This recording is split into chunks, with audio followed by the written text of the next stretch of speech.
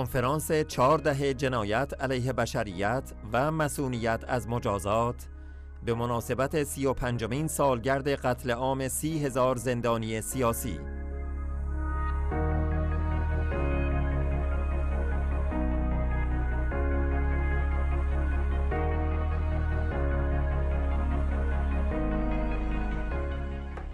پروفسور لیلا نادیا سادات، مشاور ویژه دادستان دادگاه جنایی بین المللی لاهه. من شک ندارم که در آنچه من آبشار قساوت مینامم، این یکی از بدترین موارد جنایت علیه بشریت است که دیده ایم و ممکن است مجموعه ای از اقدامات نسل کشی را نیز شامل شود. در ایران رژیمی بر سر کار است که از همان افرادی تشکیل شده که جنایات را مرتکب شدند، زیرا قربانیان بدون هیچ گونه روند قانونی اعدام شدند و آنچه شما می‌خواهید کشاندن آنها به پای عدالت است. من فراخوان شما برای تشکیل کمیسیون رسمی تحقیق توسط سازمان ملل که می‌تواند شواهد را نیز مستند کند را تحسین می‌کنم. چرا پاسخگویی اینقدر مهم است؟ نه فقط برای عدالت برای همه شما، زیرا شما شایسته آن هستید، بلکه به خاطر نسل‌های ایرانی که همچنان از این جنایات رنج می‌برند.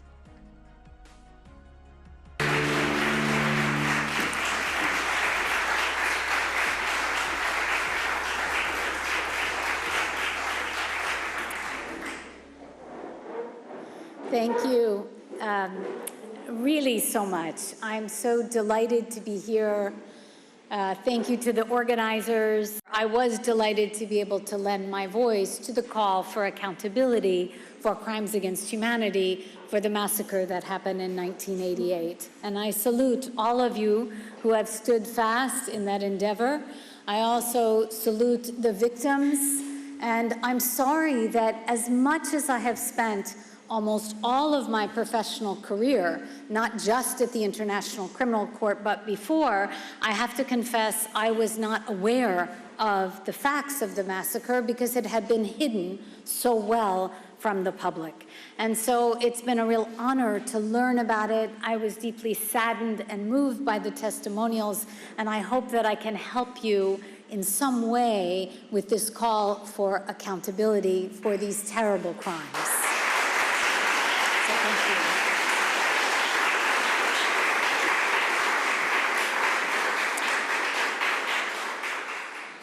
So I have been very impressed by all the individuals that I have met thus far. You have wonderful lawyers, advocates, standard bearers who are carefully assembling the facts, trying to document the crimes, trying to establish the truth about what's happened. And I think, having read now the reports that have been given to me, as well as the Amnesty International report and some of the other testimonies, these clearly are crimes against humanity under international law. Widespread, systematic, pursuant to a state policy with an attack against a civilian population that included murder, torture, extermination, enforced disappearances, persecution on many grounds, gender, politics, religion, because of the fatwa, and also, of course, other inhumane acts coming from the desecration of the bodies, the failure to provide information to the families, and the continued cover-up and lack of transparency about the crimes. I have no doubt that in what I call an atrocity cascade, this is one of the worst instances of crimes against humanity that we have seen, and it may indeed include pockets of genocidal acts because of the ferocity of the crimes and the groups against which they were directed. The massacre happened during a terrible period of history, and I think it may not give you much solace to know that you are not alone in the criminality directed towards you, but in thinking about some of the other examples It may also give you some comfort to know that in some of these cases, there has been successful accountability. So when we think of Latin America, in Argentina, the junta disappeared 5,000 to 30,000 political prisoners. There have been trials. They have been labeled crimes against humanity, and there has been a successful effort to combat impunity for those crimes. The Hama massacre in Syria took place in 1982, very similar time period to you. There has been total impunity in that country, but all of a sudden, Switzerland just issued an arrest warrant for Rifat al-Assad, calling for his trial for the Hama massacre of 1982. Your situation, therefore, is challenging. You have a current regime composed of the very individuals that perpetrated the crimes. And what you're asking for really is to give them more justice than they ever gave the victims, because the victims were executed without any kind of process.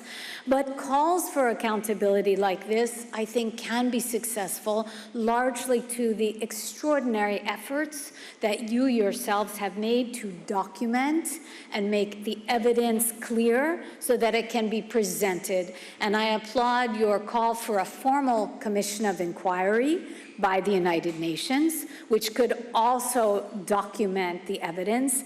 And then we can look at some of the international and national mechanisms that can be used to bring about this accountability, whether it's universal jurisdiction, warrants that are sent out by European countries, whether it's some sort of hybrid international tribunal that one could imagine in the future.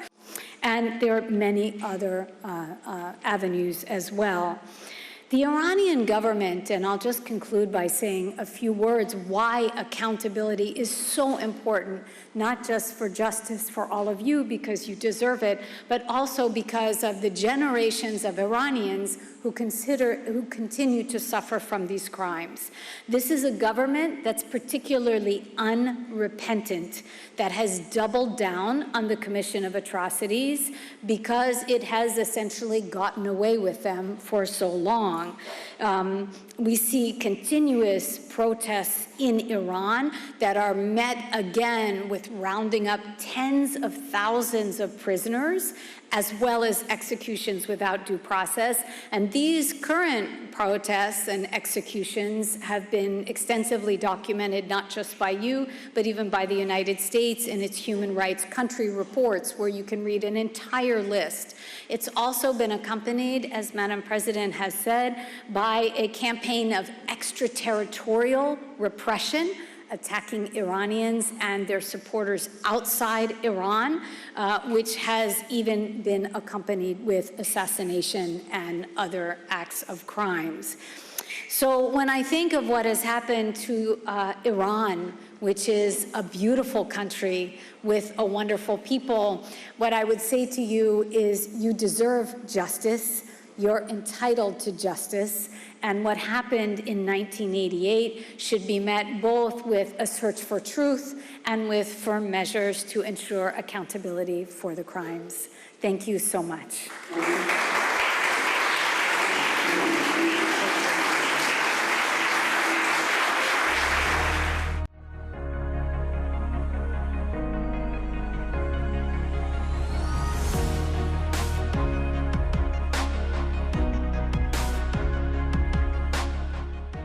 پروفسور ویلیام شیباس، رئیس کمیسیون مستقل تحقیق سازمان ملل در نوار غزه 2015. وقایع ایران در سال 1000 حرکت رو به رشدی بود که کمک می‌کند به آنچه امیدواریم عدالت در مورد جنایات اتفاق افتاده باشد. امیدوارم زمانی که ما پیگرد قانونی داشته باشیم، شاهدانی از اشرف 3 باشند که در دادگاه شرکت کنند و شهادت دهند. آنها اکنون در صلاحیت کنفرانس اروپایی حقوق بشر در قلمرو یکی از کشورهای عضو کنفرانس اروپایی حقوق بشر هستند و همه حقوق مدنی و سیاسی تضمین شده توسط آن معاهده را دارند.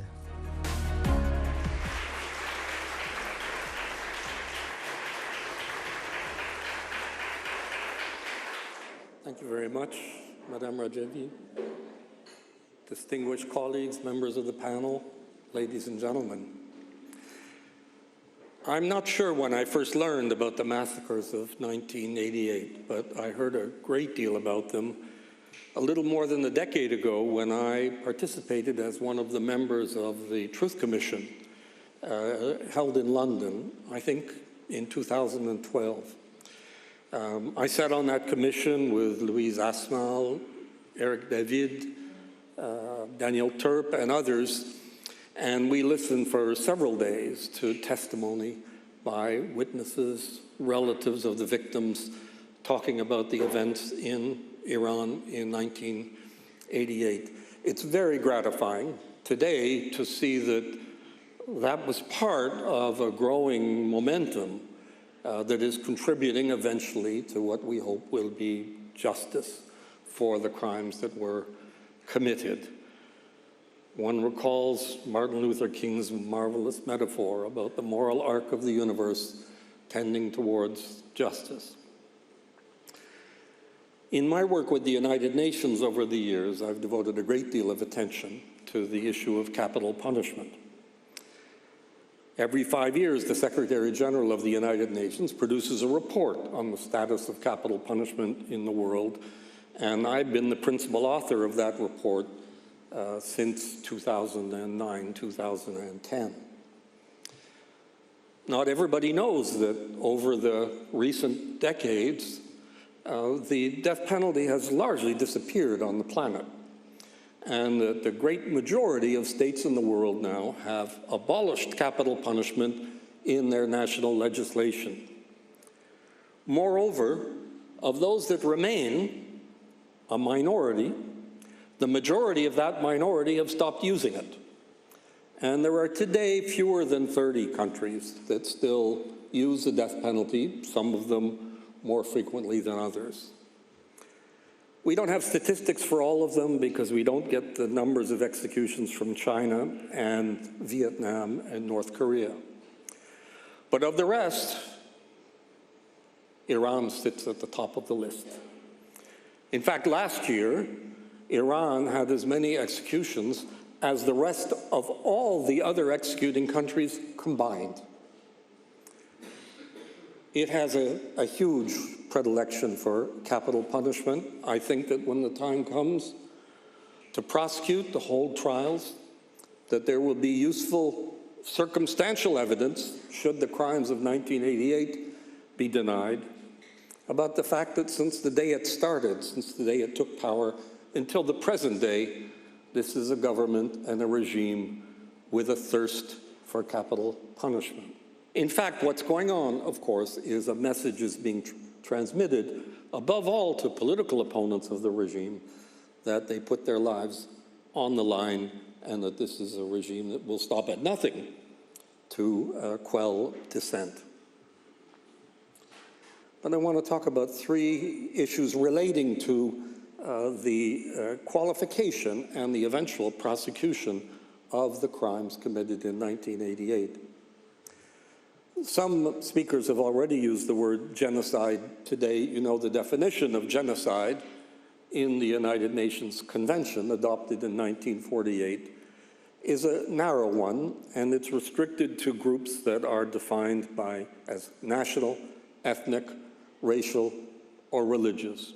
Political groups were deliberately excluded from the list for reasons that I don't have time to explain today. But since then, there have been attempts to get international judges to read them into the convention, to expand the convention's scope by interpreting broadly its words. But the message from judges, especially at the international level, has been, it's not for us to do this, it would require an amendment. And of course, an amendment would not apply retroactively. There are countries, France is one of them, that have adopted their own somewhat original definition of genocide and have included political groups within the list. In fact, the French legislation talks about groups defined by any arbitrary criterion. Tout critère arbitraire, says the French Code Pénal. And so prosecution for genocide here and in other countries would be possible.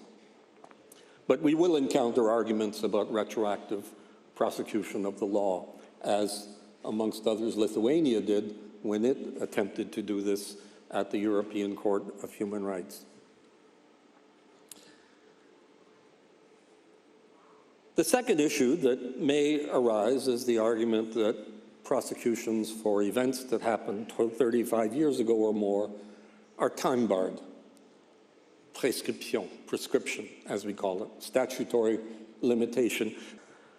But when the vote was taken in the General Assembly in 1968 about the text of the treaty, which excludes statutory limitation in the case of crimes against humanity, Iran voted in favor of the text.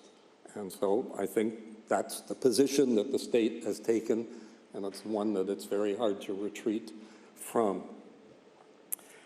I think that those are the main issues. Perhaps there's one final issue that could arise in a debate about crimes against humanity committed in the, I don't want to say distant past, but several decades ago. When crimes against humanity were first prosecuted at Nuremberg in 1945 and 1946, the concept was limited to crimes and atrocities associated with an armed conflict. And for many decades, crimes against humanity was saddled with this limitation on its scope. That limitation very clearly in international law disappeared in the 1990s. But we're going to have an argument about whether the limitation still existed in 1988. I think there the answer is to be found in another treaty of the United Nations, the Convention Against Apartheid, which was adopted in the 1970s, in 1973, and of course, which deals with apartheid as a crime against humanity, clearly one committed in peacetime. And Iran, I think in 1985, ratified that treaty, the Convention Against Apartheid. So in my view, that too puts an end to any argument from Iran that it doesn't recognize crimes against humanity committed in peacetime. I will hope that when we have prosecutions at some point, that there will be witnesses from Ashraf 3 who will participate in the trial and will testify. They are now within the jurisdiction of the European Convention of Human Rights, on the territory of a state party to the European Convention on Human Rights, and they have all of the civil and political rights guaranteed by that treaty. Thank you very much.